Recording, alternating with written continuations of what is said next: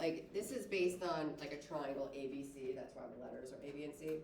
But when we do this, we just use X for the side we're looking for, and we use theta for the angle we're looking for. All right, so let's try one here. So first thing we're gonna do is we're gonna put in an X. I also put the formula up here, just because I know you just flipped your page away from the formula, so that you have something to plug it into. So let's put an X in for BC.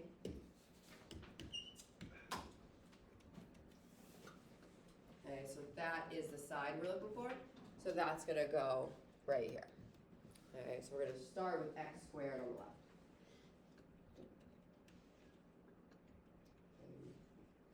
And again, it doesn't matter the order of your A and your B. I'm just gonna do 10 squared plus 17 squared. Because those are the two legs, and then it's minus 2, and we use those sides again, so times 10 times 17 times the cosine of our angle measure. And that 38 is opposite the x, so we know that we have the right angle and side relationship going on. So cosine 38. So if you'll notice, the variable's on one side and all the numbers are on the other. So we just have to input that whole right side into our calculator and we're gonna get our answer. So there's two ways to do it. You can put the whole thing in and then just remember afterwards to take the square root to get x alone. Or you can immediately put in the square root and it'll give you a parenthesis and then you can put everything in. So either way is fine. The first one I'm going to do by just putting the whole thing in without the square root and doing the square root at the end. All right, because in that case, we're going to round a little bit longer than normal, just so when we take the square root, we don't have like a second rounding issue. So 10 squared, 17 squared, and there is a squared button in your calculator, so you don't have to do like 10 times 10. It's on the left side. Minus 2 times 10 times 17, cosine 38. So before we take the square root, we should get about 121, and I'm going to go out to 3 decimal places, again, just so when I take the square root and then round again to the nearest tenth, that I'm not like cutting off any important numbers here. So you get about 121.076, and then you can take the square root of that, and you should get about 11. Again, you also could have just pressed the second and then the x squared button and gotten the square root immediately, and then put it all in. Totally up to you which option you choose. Is there a benefit of doing this over the other method?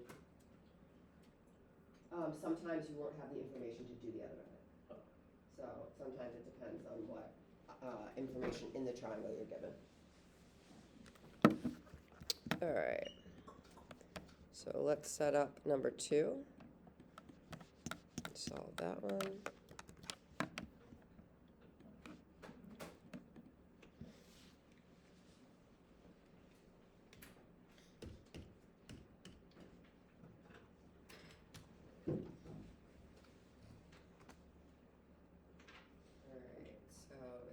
AB. So that's where I put my X, and that goes on the left side.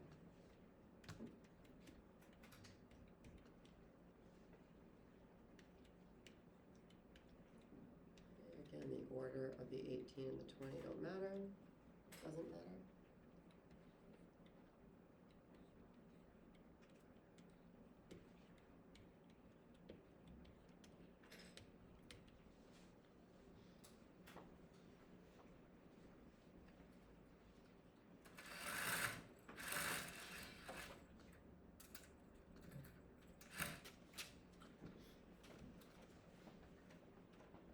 I'm just going to put everything in so I get right to my answer.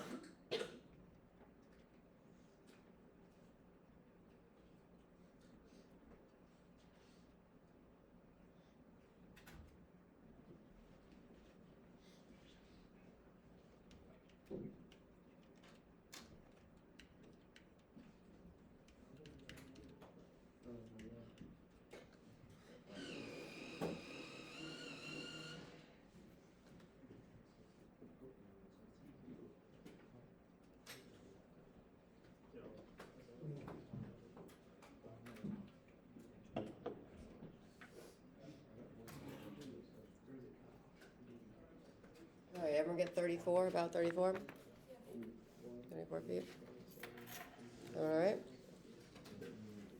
All right, so that is finding side legs. The last two, so that's nice and easy, and it's quick, because you get to plug it all in your calculator. Now we kind of make up for that with finding angles, because finding angles takes a little bit longer.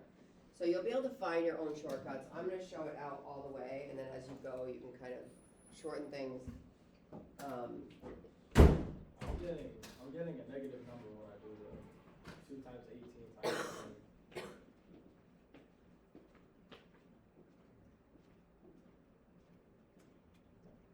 So you want to put the whole thing in. So, did you start with square root? I think you're just doing it all separately, so this is what I want you to do. I was putting the whole thing in. Yeah, so do second square root, and then literally just do so 18 squared plus 20 squared. 2 Oh, that's why. Yeah, how you put them on? Yeah, it's so much easier. Yeah, I was gonna say, if he gets negative, that's probably because he had to get something greater than 180, right? Is that? Well, he just did this, and then multiplied it by that. Oh, And okay. just he broke it up into pieces instead of putting it all. All right, so now we're gonna do angles. Okay, now with the angle, if you look at the formula, our angle is all the way at the end. So we're gonna plug stuff in, and then we're gonna have a lot of calculations to make, and then inverse operations to do in order to get that cosine isolated.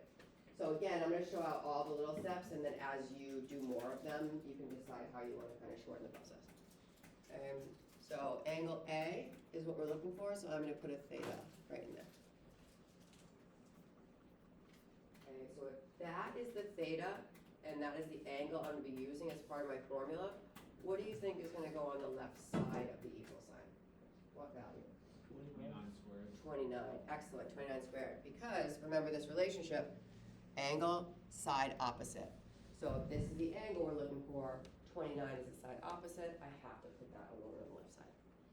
So 29 squared equals, then I like to cross that off because there becomes so many numbers here that so many people will write down the wrong one, just mistakenly looking up and seeing the wrong thing. So now I just have 14 and 17. So 14 squared plus 17 squared minus 2, and then use those again. 14 times 17 cosine theta.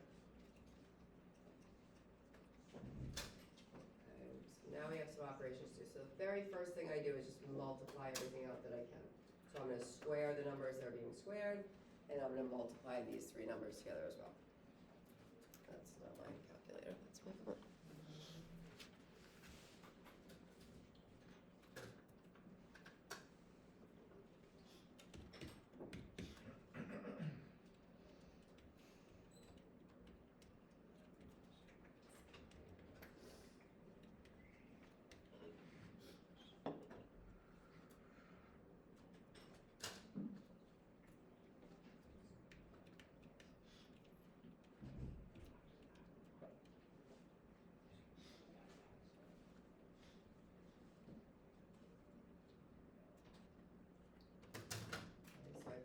So I multiplied everything out, plugged everything in.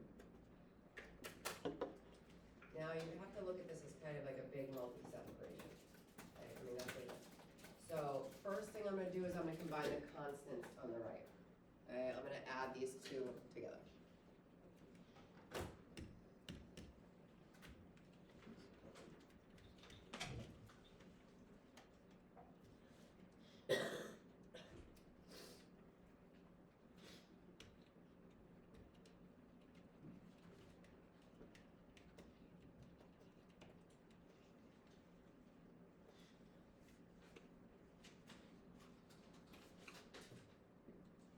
Why can I not do 485 minus 476 right now?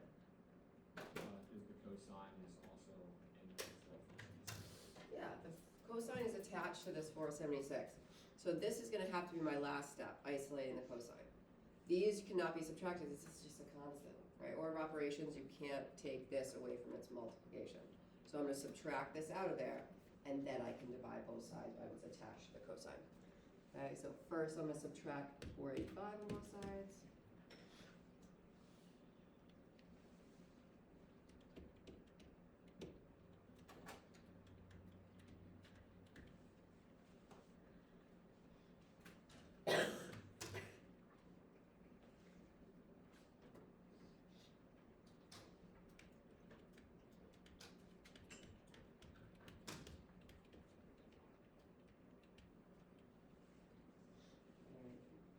Now I'm going to divide, and then I'm going to invert both sides in order to find that theta.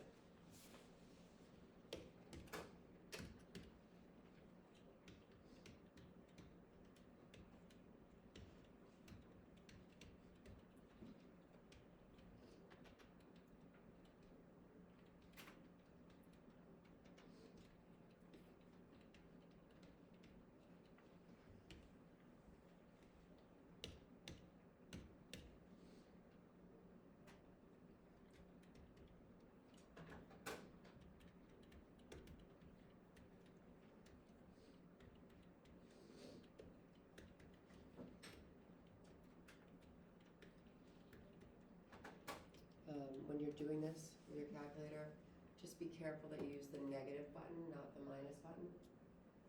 The negative button is right next to the decimal point here. That will matter, you will get an error if you use the minus sign.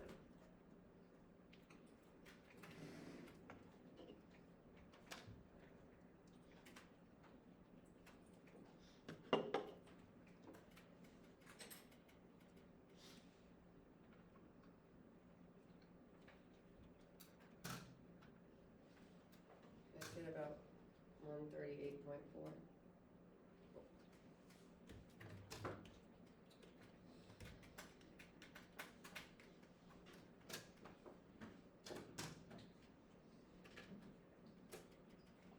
Alright, so try to set up and solve that last one on your own. I'll catch up, so if you're getting stuck anywhere, you can figure out where. I just gotta run to the bathroom, blow my nose.